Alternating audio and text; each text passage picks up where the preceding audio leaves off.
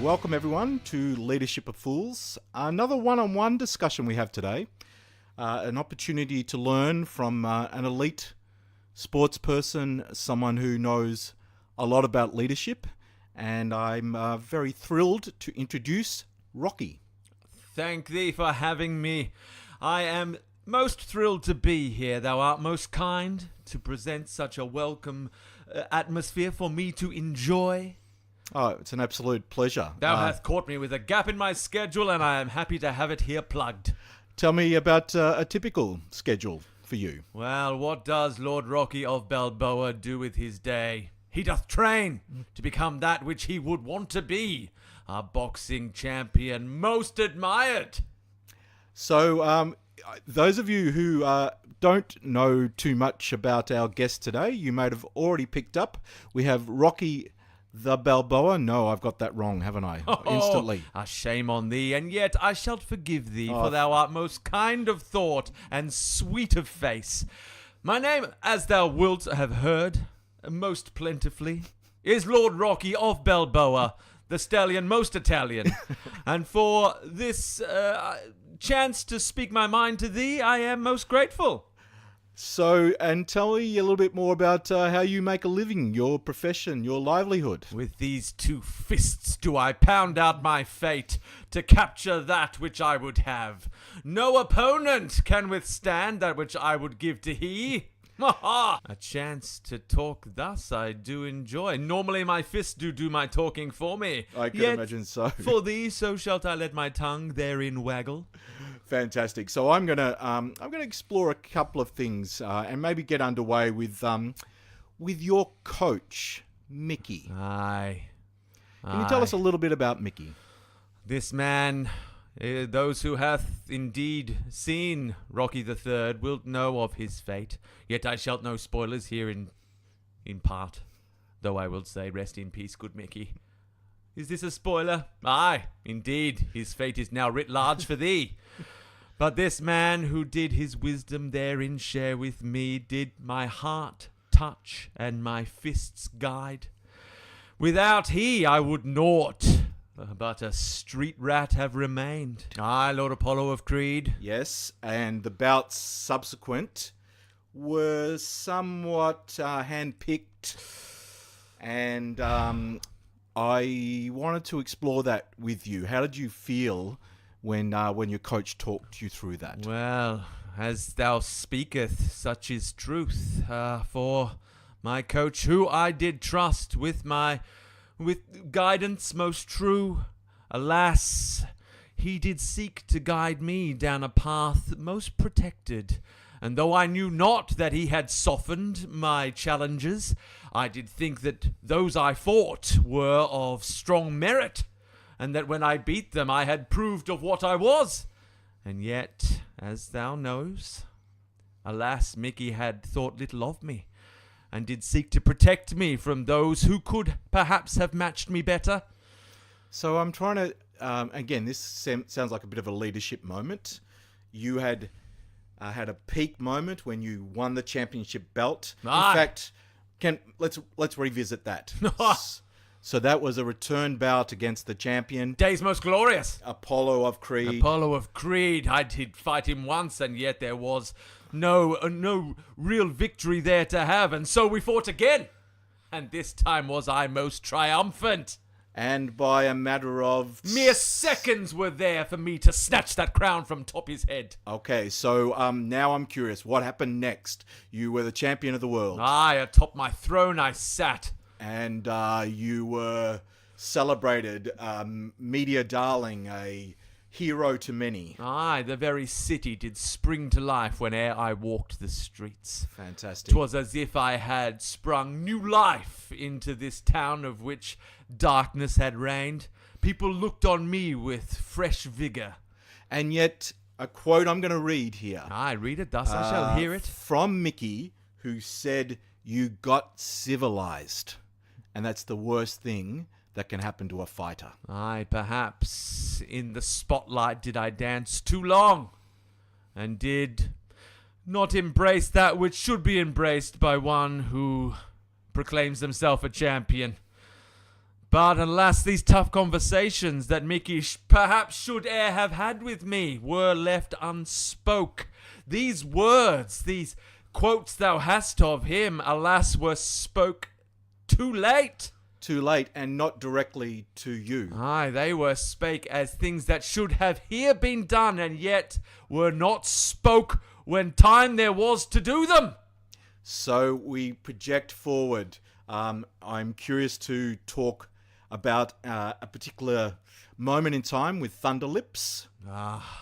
Can we describe that moment, Thunder Lips being a world-class A wrestler whose girth was momentous to behold. A mountain of a man therein did seek to meet me in the ring, for charity's sake. Yes. Aye, for a wrestler and a boxer therein to test their mettle against each other. Ne'er has such a thing e'er attempted been, and yet we thought if to raise money for those in need could perhaps an entertaining bout ensue. And was it entertaining? Because it looked quite painful. Well, I would say I did seek to meet him in the ring with grace and endeavour. I did seek to put a show on for those who would watch, but perhaps with tongue in cheek therein would we meet.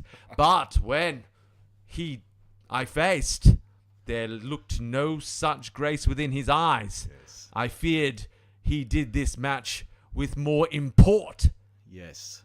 Ensnare. And yet, it was considered a draw. So there was a moment there where we were all concerned for your health, your physical safety. Thy concern was matched tenfold by mine own. Right.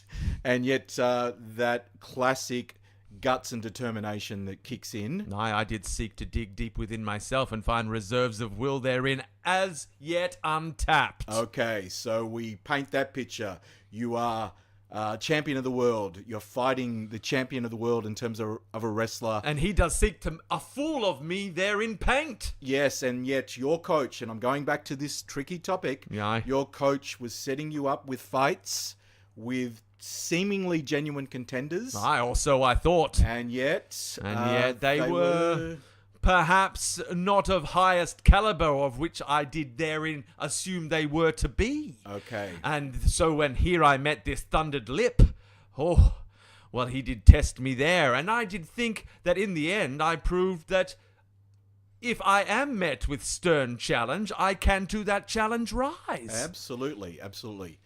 And yet there was another man.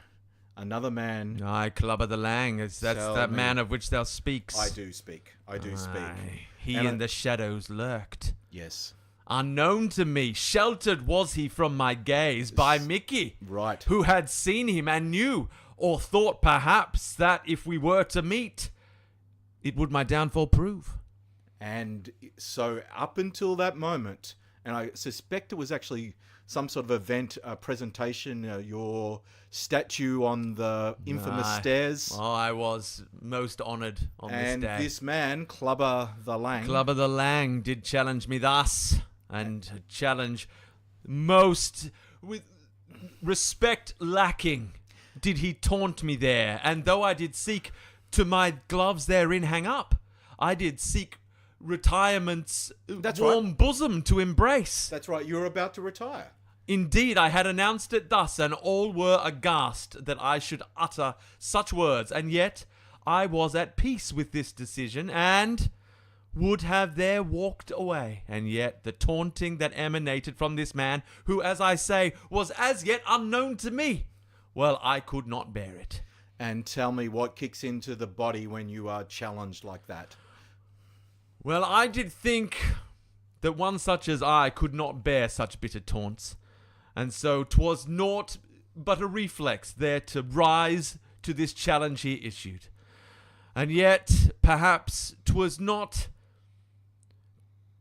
from a lighter place within me that I did rise to this challenge. Perhaps 'twas my hubris that therein seek to answer the challenge thus.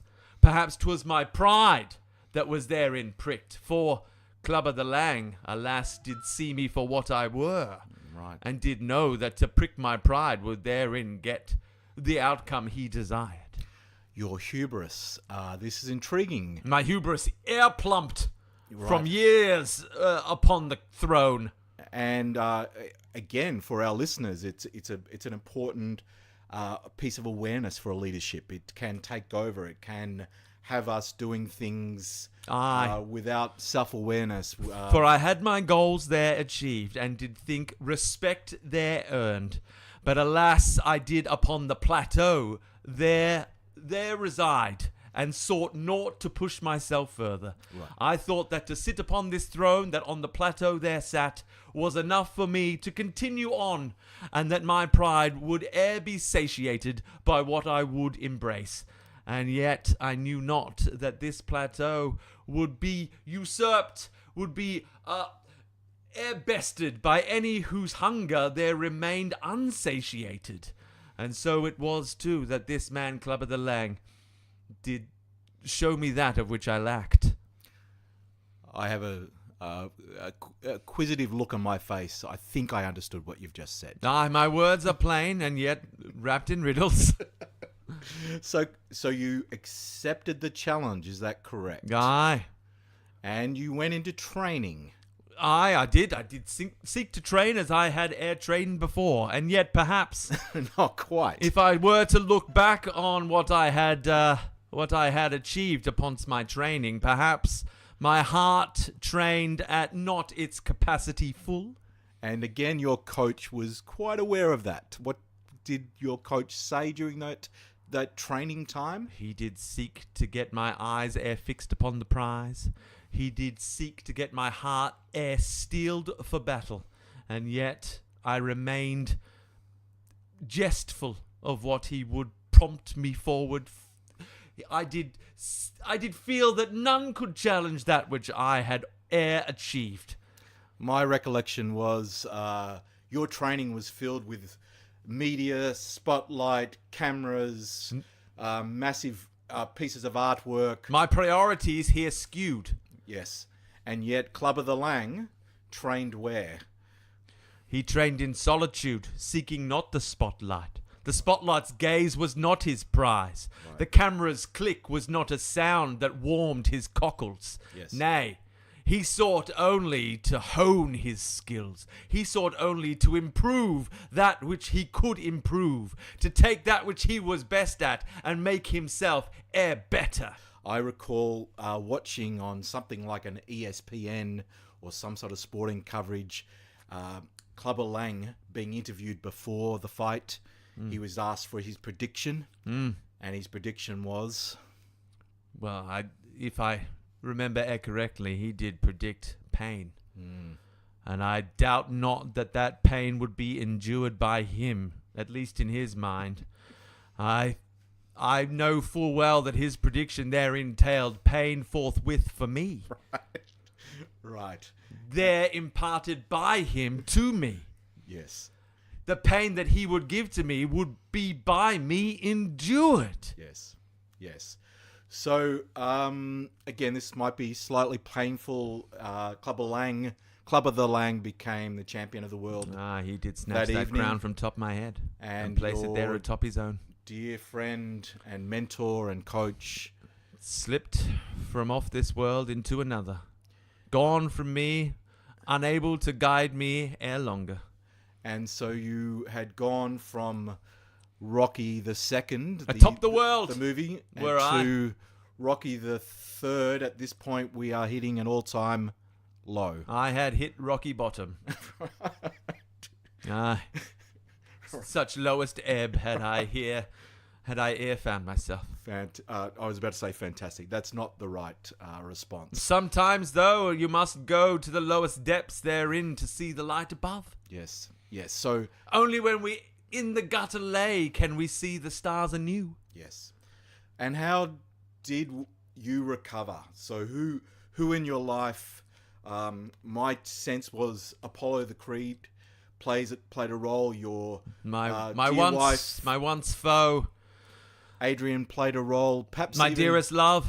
even your brother-in-law Paulie might have played a role. Aye, my dearest love's dearest brother, Paulie. He too played his part in this puzzle that was to piece me back together from my air-fragmented self. And so let's talk about Apollo. Oh, He approached you and with an angle of helping you to find the eye of the tiger. Aye, he did point out that which was lacking in me and did seek to steer me on a path most true. And though I was most cautious in what I could achieve, for I had been beaten most profoundly, aye, my confidence there lay shattered. Shards of confidence upon the floor needed sweeping there, and would be ere long in the re-piecing together. And upon his approach, your sense was you could rediscover the champion within. He did seek to instill in me a belief that he knew still resided within me, for if he knew anything about me, it was that I could, in mine own self, believe if given a chance to do so. Yes.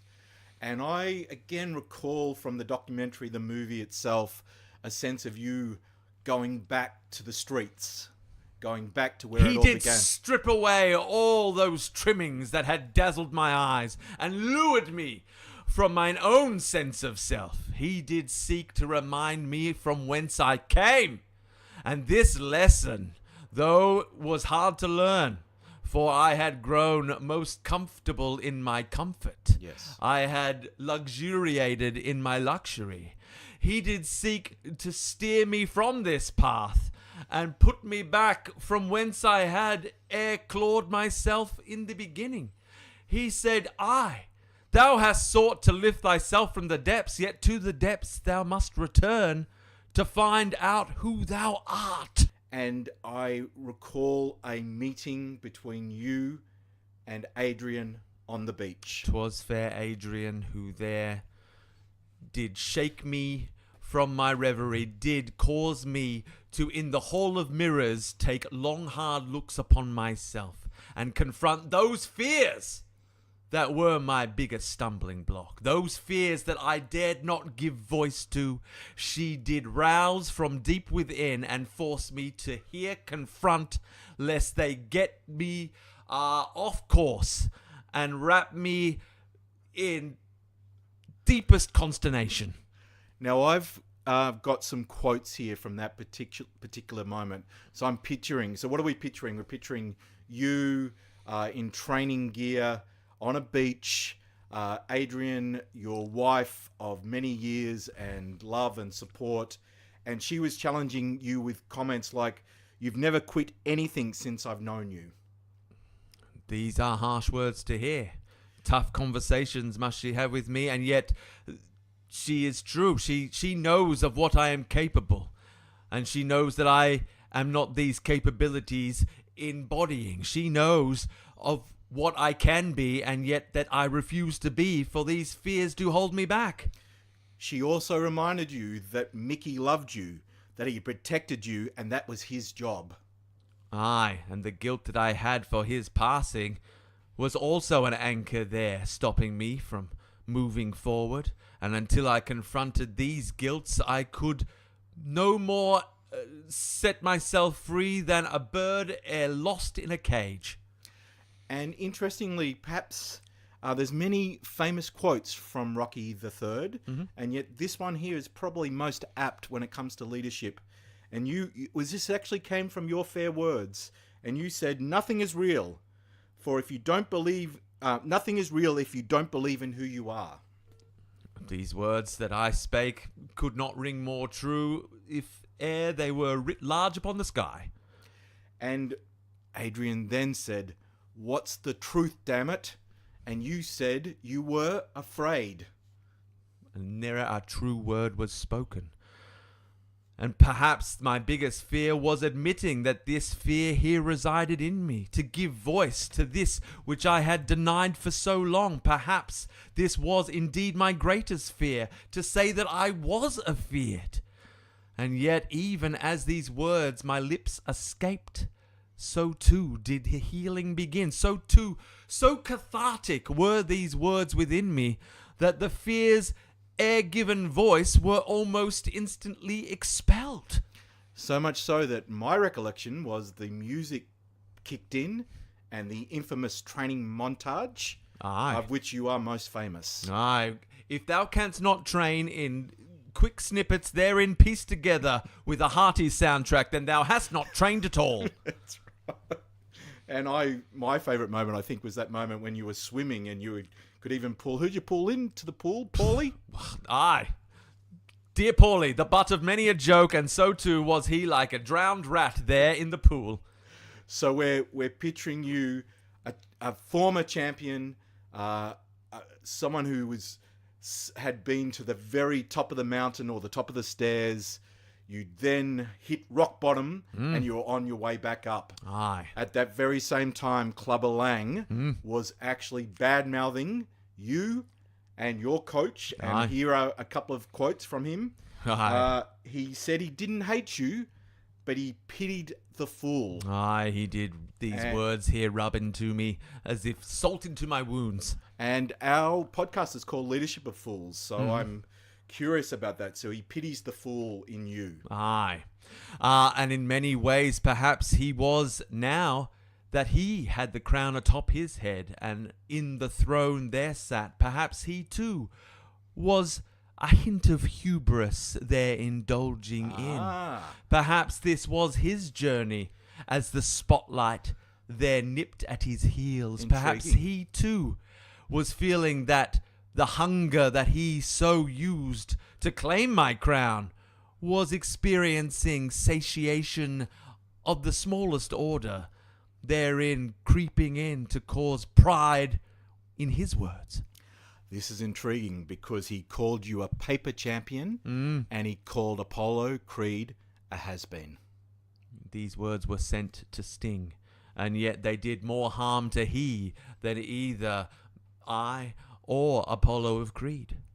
So we are now literally back in the ring for the rematch. Aye. What's your recollection of that particular fight? 'Twas a fight most brutal. I did have to call on all things that I had learnt, all things that I once was, and all things that perhaps I thought I should be. I did have to reinvent those thoughts that once held true and think of them in ways anew. I did have to see my opponent as not something to fear, but something who, through fear, had been propelled to cause me to become more than I once was. And did you have the eye of the tiger? I hope that without it I could ne'er have stood a chance. So, without it, I would have been bested, and I was bested not. The eye of the tiger, is that something others can find in themselves? It lays within, waiting to be roused from its slumber. Thou need only prick it, and it will there stir. And so you won that rematch. You won that rematch in the third round, I think? I count the rounds not, yet he tested me sure, and upon this night, when I stood atop this man who had here bested me, who had the fool therein made of me, I felt naught but connection to those who had propelled me on, who had picked me up when I was at my lowest ebb. People like? Lord Apollo of Creed, who, as thou knowest, was once a foe most afeard of me, who was a foe who had tested me, and now had sought to a friend therein become of me. He had naught to gain from therein lifting me up from where I was, and yet he sought great comfort from it. And of course, fair Adrian, whose love was at the very center of all I sought to be, and wherein perhaps in my hubris I felt alone atop my throne, in this moment I felt here surrounded by those who without their aid I would surely still have been strewn upon the refuse of mine own embarrassment. So you've shifted from hubris to humility. Indeed. And is that something a champion has? One should seek to have humility. One should seek to know that what achievements thou hast through thine own fists and through thine own fortitude, there 'tis a team behind thee that propels thee on. Thy fists are honed in their skills by those around thee. Thy heart is hardened in its resolve by those who would have it steered on course. All parts of thy puzzle that leave thee there alone in the ring, thou art ne'er alone, for 'tis all those around thee that do steer thee on thy course. There was a challenge that Apollo the Creed had set, a favour he had asked of you. Aye. And it actually required the two of you to get back in the ring.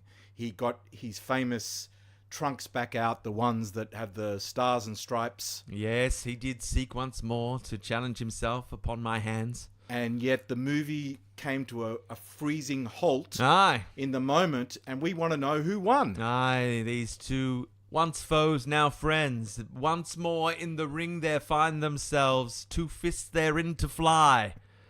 And who would triumphant prove? This question thou wouldst seek an answer to, and yet my lips are herein sealed. Oh, so the mystery remains. Lord Apollo of Crete and Lord Rocky of Balboa know of who triumphed upon this day, and yet none other shall herein this knowledge there imbue. So, Rocky, do you see yourself as a role model? If thou see thyself as a role model, then thou art a role model not. 'Tis for others to see thee as a role model. Thou canst seek naught but to make thyself pleased with thy actions and thy resolve and those around thee. Thou canst seek only to please those whose affections thou craveth and whose opinion therein matters to thee. To set thyself on a pedestal is folly. This has been a conversation full of incredible insight and courage and wisdom. Is there anything else that you could offer those of listening around leadership and what it takes to be a champion? Look deep within thyself. Cast not thy eyes. Seek not favour from those whose soft words would swaddle thee in comfort's clothing. But seek to harden thyself from within, to give thyself challenges therein to rise, ere swiftly each time thou seekst to plateau, thou must a new challenge seek. Rest not upon thy laurels, for thy laurels will give thee no comfort whene'er thou art met with a challenge that thou can no longer best. So I just want to thank you greatly. I seem to recall one of our other hosts, Rik Brown, just about to walk in, and we might have a quick debrief with him. Aye. But I have a strong desire for raw eggs and a run around the block. Aye. Finished by tell me one more thing, I can't help it. Running up the stairs. Why do you run upstairs?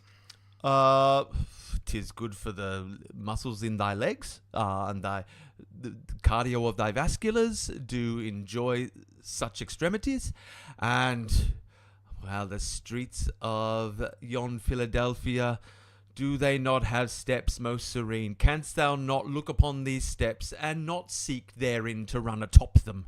Even if I were not in training, if I were simply walking past these steps on a day's journey and I were to cast my gaze atop, I fear my legs would therein propel me onwards, and I would find myself atop the steps and know not how I got there. So entrancing are these steps of yonder Philadelphia, that all who see them therein do my theme song hear in their head, and therein find their legs each step propelled up top, and do this city see from this view as I did when in my training montage I did excel. I'm sort of glad I asked that question. Thank you very much, Rocky. And I think we have Rik Brown back. Good day to thee, sir. This Rik Brown pleases me not. I shall get out of here and something else I say. My words are gone. Thank you. So, Rick, Yes. Rocky the Third, where can we see it? You should probably go to the Butterfly Club during the Melbourne Comedy Festival. It starts on the 25th of March. It finishes on the 31st of March. It's a 7 p.m. show at the Butterfly Club. And you will see, I imagine you've summarized the basic story of Rocky here. But you're going to see it spelled out large with all its ebbs and flows, all its dramatic twists and turns. It's got a lot going on for it, this story. So appreciating that not all of our listeners are based here in Melbourne. In fact, Fools. they're across the whole globe, and yet if you can get to the International Comedy Festival, which is a wonderful event, if you can get to the Butterfly Club, 7 o'clock, again, what are those dates? 25th of March to the 31st of March. And tickets available? Yeah, on the Melbourne Comedy Festival website.